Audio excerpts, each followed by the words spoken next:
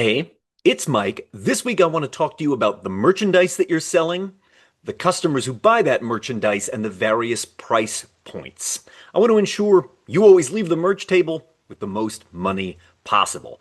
Before we dive in, I want to shout out Hosea Singleton, who just joined me over on Patreon, and thank you for that support. If you'd like to see original weekly content return here to the YouTube channel, I need your support too. Maybe you're going to be number 13, because right now I've got just 12 of the 36 patrons I'm after. Jump on that link down below in the descriptus, and whether you join at the apprentice level, the troubadour level, or at the master level, you instantly unlock the 300 exclusive videos only my patrons ever get to see.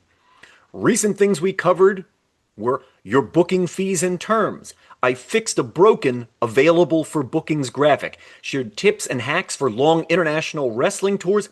Coming up on Monday, I've got the inside scoop on the latest round of WWE tryouts at the Performance Center. That's just the tip of the iceberg. Go check it out.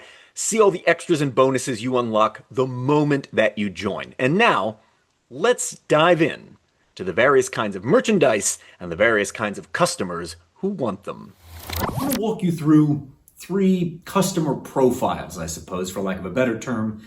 And these are the kind of people that I think we see at every single wrestling event. The first of these is what I call the tourist. And I call them that because what they really want is a souvenir. It might be their first time at a wrestling event. Maybe they've come with very little spending money outside of the cost of the ticket and a couple of refreshments. And in order to capture the tourist, you have to have an item on your table priced under $5, 5 euros. They are not going to spend more than that because they're a first-time fan. They are maybe just newly indoctrinated into the weird and wonderful world of independent professional wrestling, and they just want some small souvenir, a reminder of this event, but they're not looking to make a major investment. And in this group are also kids. They just want some little trinket, some token that reminds them of being at the event. And if what you have on your table doesn't speak to them, that is to say, you don't have a product in the right price range for them, $5 or 5 euros and under, they're going to walk away. You're not going to get the purchase. So to address this type of customer, you might need something like a trading card, a sticker, a keychain, something else. A little, what you sometimes hear referred to as like a tchotchke. It's cheap, it's inexpensive, but it speaks directly to this type of consumer, the one that I call the tourist. If you don't have something that's roughly like a low-cost souvenir, they're just going to walk on and they're going to end up buying from someone else. And this is different from the kind of customer that I call the aficionado. This is a recurring independent wrestling fan, and they might even specifically be a fan of yours. And if you've got something that's all the way up to maybe $25 as the price point, they're probably going to buy something. This is the customer that always buys your new t-shirt. They already have your autographed 8x10, and they are willing to spend up to a certain amount. But if the items that you've got on your table start to trend higher than $25, you're going to see less and less sales from this type of customer. They are proudly wearing an independent wrestling t-shirt at this event. And at the very next one, they might be sporting your brand new t-shirt.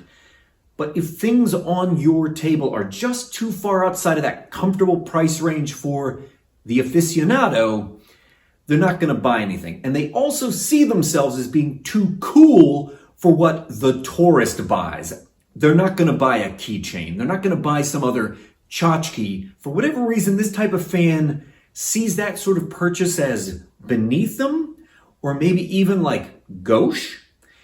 They wouldn't be seen with that. But they will buy your t-shirt, your autographed 8x10, and you'll see these probably more than either the tourist or the one I'm about to talk about next, the high-end collector, than anything else. So you want to have several available items for them to purchase. One single t-shirt in one color and nothing else in that price range, above $5, but let's put it beneath $50. There's more to be sold to this type of customer if you've got it in your range And if not, you're probably leaving some money on the table. And different from the tourist and different from the aficionado is the collector. They buy high-end products. So if you would like to see the rest of that video, well, come join us over on Patreon. Not only is there a link down below, but in a second, one's going to appear on screen. It's an orange box with a P in it, and if you click on it, it will take you directly to my Patreon. Maybe I will be shouting out you in next week's episode. Check it out, and thank you.